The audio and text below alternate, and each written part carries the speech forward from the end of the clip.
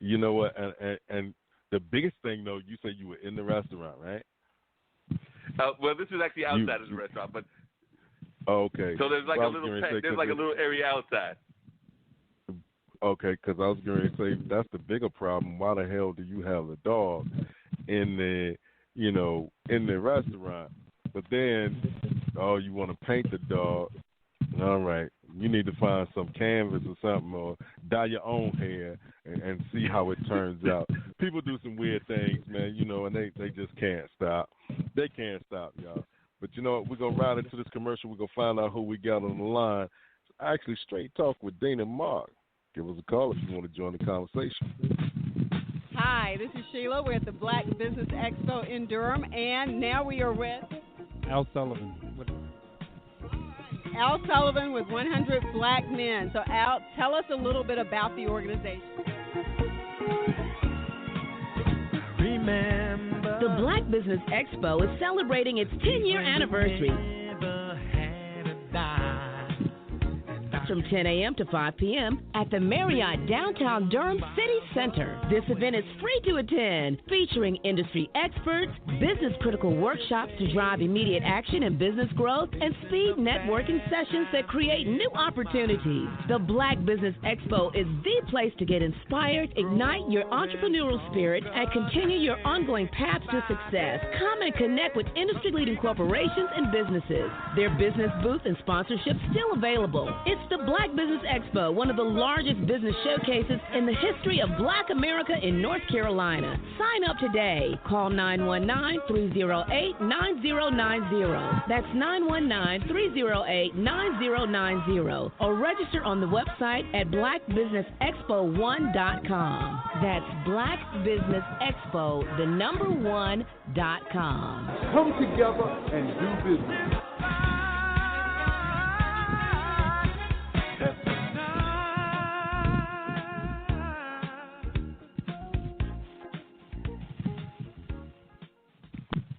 All right, we are back, and welcome Miss Sunny Slaughter to Straight Talk with Dana Mark. You are now on the line. Hello, everyone. Hey. How are you? All right. Doing great, Sunny.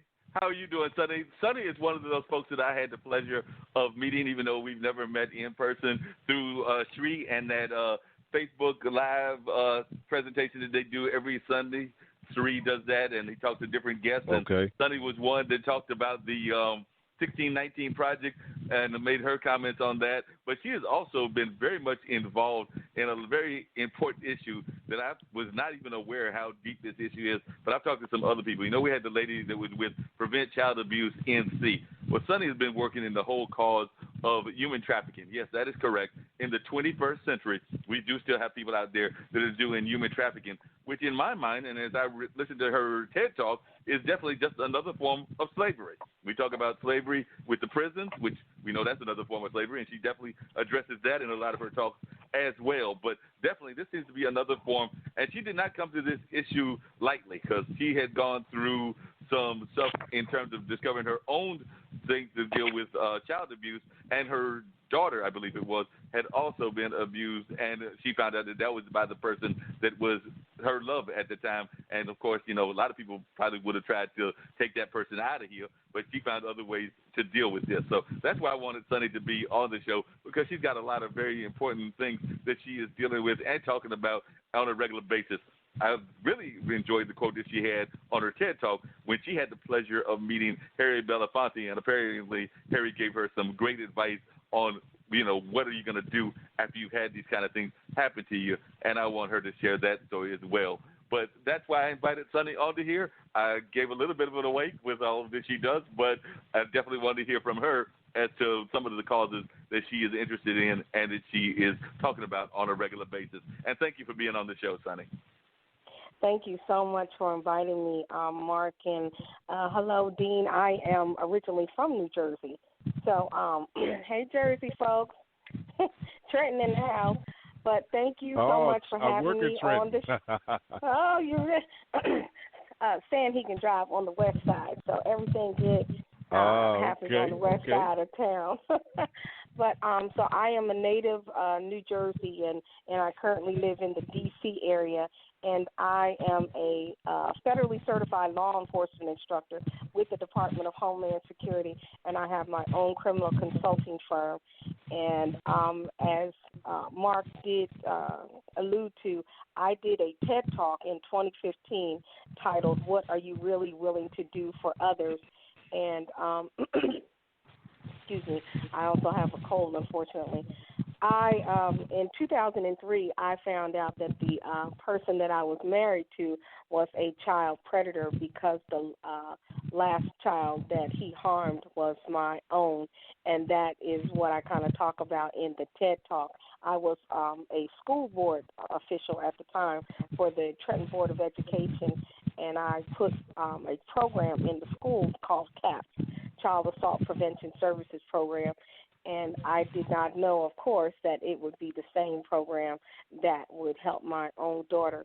So thinking about issues involving children was something that I have always been passionate and involved in long before I had my own children, and serving on the school board is one of those things. So when you talked about what was going on in New Jersey and the elected officials, I was very involved in working with elected officials because myself and another friend of mine, Kareem Grooms, we created an organization in New Jersey called Parents Action and Awareness Resource Center. And that was the organization that we used to engage in public education and affairs and violence and crime and issues involving parents and how to keep parents involved and engaged with not just school systems, but what was happening in our communities. So long before something happened in my life, I was working on things. So this is how things can be easily missed. And the only reason why the child predator, which I don't call his name any longer, just I always refer to him as the child predator, things can be missed in the home, and a lot of times people say, well, how did you miss that? Because predators prey. That is what they do. They are very unique, very cunning, and they work hard at disguising their behaviors and actions. And, Mark, you were on the phone on our New York Readalong, which is how Mark and I became acquainted with the New York Times Readalong, which is an organized group that actually reads the New York Times every Sunday. And it's more like a family than it is just people that actually come from everywhere. But this is a global group, which is how I got to the opportunity to read Nicole Hannah-Jones's release of the 1619 Project. But most recently, we had a young lady that was on that talked about Abigail Pesta is her name, and she exposed the criminal activity of Larry Nassar, who violated young girls, specifically who were gymnasts. So when we talk about predators and when we talk about things that happen in the dark, they happen in the dark sometimes because people, even those with a trained eye, miss them, and then people often ignore them. The child predator, in my particular case, he is still alive because I haven't always been a law enforcement instructor, but I had other children to take care of.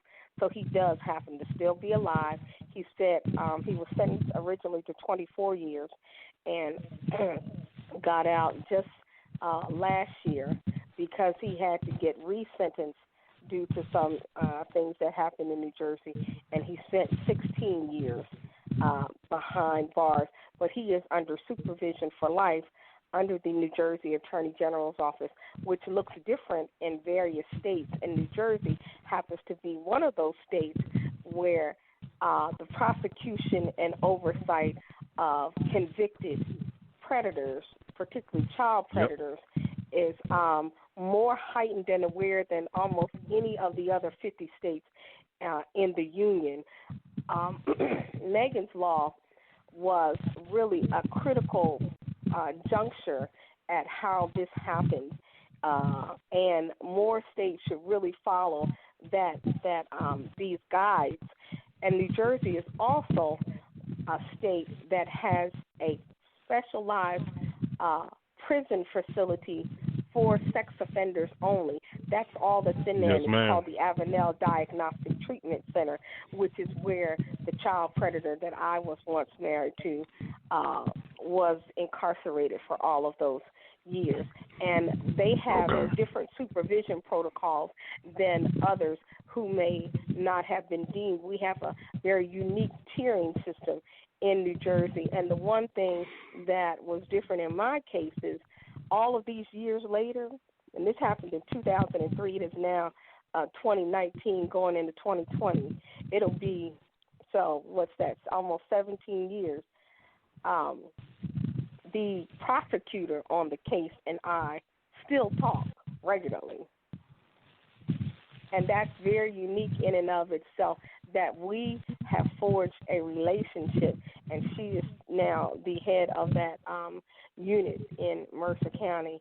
But something else that I'm working on today that I do want to get out really quickly is I used to live in Birmingham, Alabama, and I've moved 2 years ago, but I am still focused on all things regarding children, including missing children.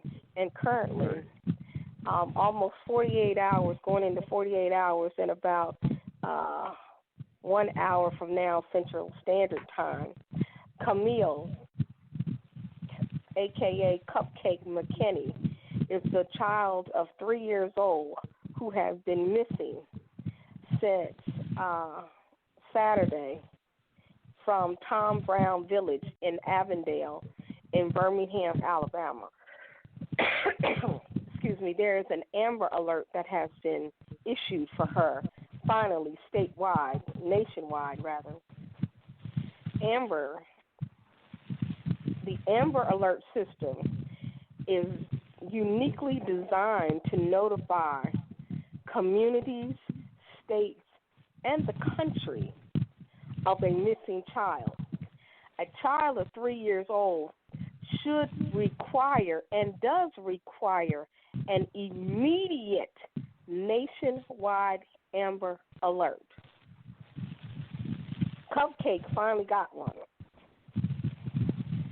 It is important for our people of color, black and brown. I don't know what your audience is like. I am going to be crystal clear with what I say and what I mean. If anyone is offended, you will get over it. Children of color, when they go missing, must be a priority when it comes to Amber Alerts when they are, my language is clear, of a particular age. A 3-year-old is of a particular age regardless of the circumstances, and an Amber Alert should be issued nationwide and immediately. It is easier to recall an Amber Alert than to waste the valuable time not to issue one at all.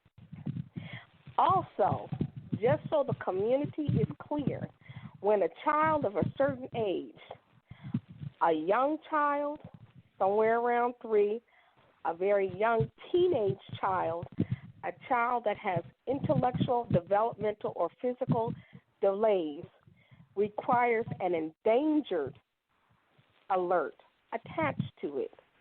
So that means the law enforcement agencies must contact the National Center for Missing and Exploited Children so it can make a nationwide hit to all law enforcement agencies.